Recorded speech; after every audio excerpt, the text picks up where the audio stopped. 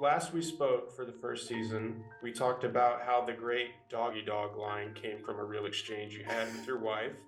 So Yes. naturally, I gotta know, did your wife make any contributions in season two that we should know about? Oh, boy, none that immediately come to mind, but she's all over it. She's all over Melissa because she's a doctor. There's a lot of her in Melissa. I'm trying to think of, except for she definitely would not want to sing in front of anyone. So what is a thrill for Melissa would be a 100% nightmare for my wife. Yeah. Yeah, I just always so appreciate all those moments of realism, like that line. So I think we can all relate to that. So I had to know if there was some line that maybe snuck in there or something. Yeah.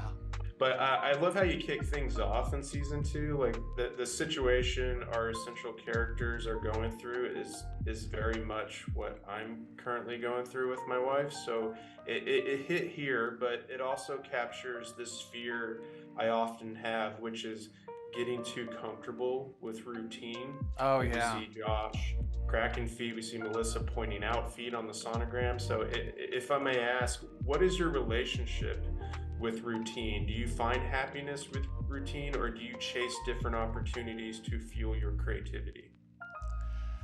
Yeah, that's a good question. I mean, one of the things that is great about being a writer is you get to mix it up quite a bit.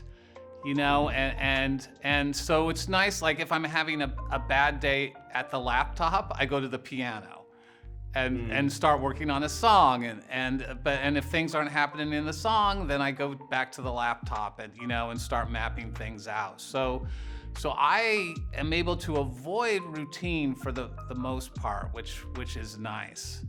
And like all of us, doesn't everybody go on long walks now because of the pandemic?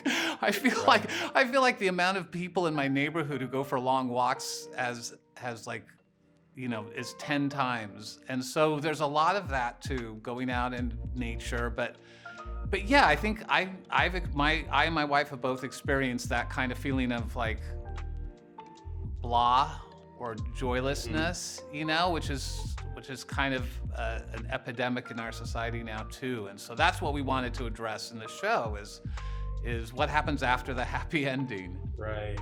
Yeah. Previously, you told me that you've been researching musicals your whole life growing up, and I'm curious what it's like to watch them over and over as a fan versus watching them over and over to dissect them and be inspired as a creative yourself. Has your relationship with Chicago, Cabaret, and Sweeney Todd changed, or do you love them just as much as you did when you watched them growing up? Yeah, I mean, I for the ones that are really good, that I really love, I love them more and more. The more I study and analyze them. And what was really fun this season was lining up musicals and seeing what are the similarities between them.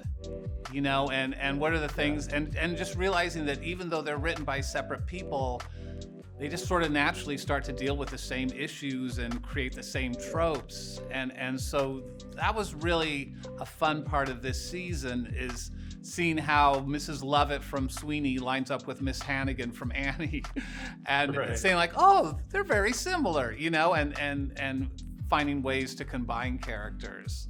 Sort of like, yeah, deepens your appreciation for the shows.